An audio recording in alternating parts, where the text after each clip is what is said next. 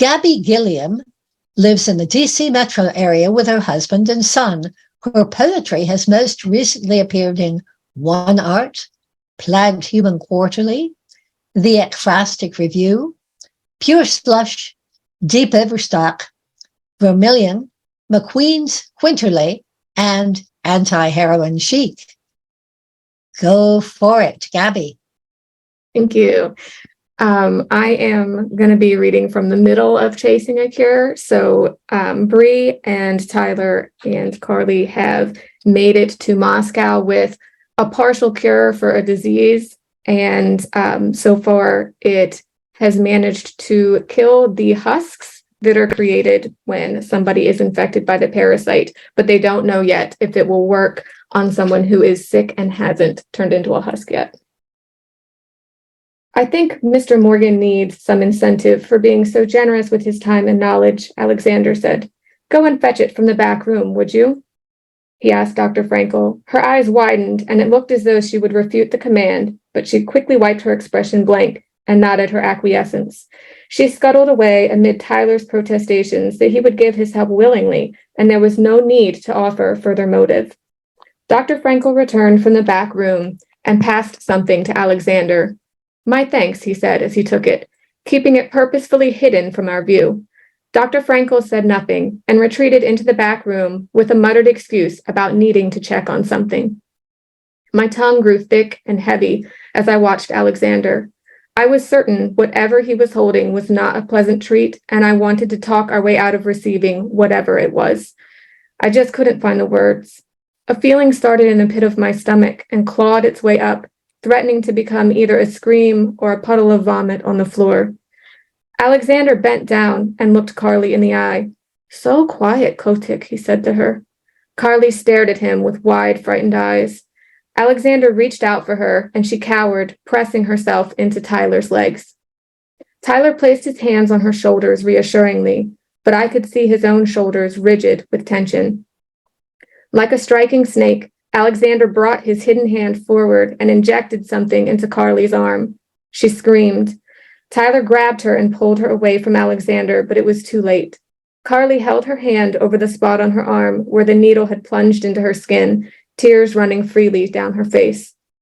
What did you just do? Tyler yelled.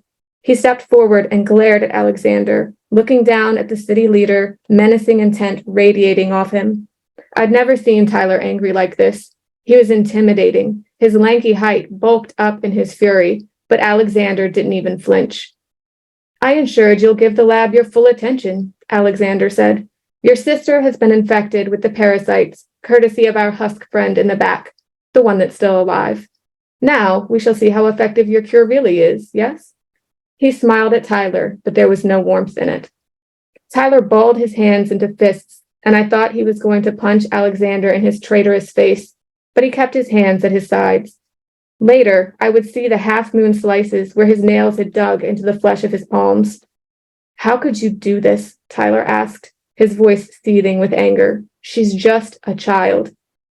Carly whimpered and pressed herself even further into his legs. He wrapped his arms around her, but kept his eyes fixed on Alexander, as if convinced the smaller man would attempt some other sinister act if Tyler turned his eyes away. We would have helped you without this, I said. My voice quavered and came out high and thin. Why would you do such a thing? I needed to be sure Mr. Morgan would devote himself to his work and give us full disclosure of his findings, Alexander said. I'm confident now that he will. Take Carly home, Tyler said, passing his sister to me. I knelt and wrapped Carly in my arms. She buried her face against my neck and clutched me desperately. Although she was too big, I picked her up. Her weight made my movements clunky and a bit off balance. What about you?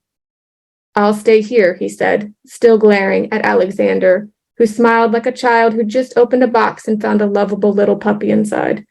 I'll bring a cure home to her. In the meantime, please give her wormwood tea with honey. It will help. I nodded. I'd made the tea for many of my dad's customers. I'll need some wormwood, though. I hated to ask Alexander for assistance, but I didn't know how else to get what I needed. Do you know where I could find any? I asked him. Fresh or dried, he asked. I was surprised I had an option. Interesting that they kept a supply of fresh wormwood. The plant wasn't natural here, as far as I knew. Either will work. Whichever one can be procured fastest, I said. I will have someone bring it to your apartment, he said. I reached out to Tyler with one hand and squeezed his shoulder. Be careful, I said softly. He placed his hand on top of mine for a moment, then pulled away. I'll be there as soon as I can, he said. Take good care of her. Of course, I said, and I left him there, with the snake Alexander, and prayed the cure he brought home with him would work. And I'm going to be giving away a PDF copy of Chasing a Cure and the prequel to Chasing a Cure, Trouble in Tomsk.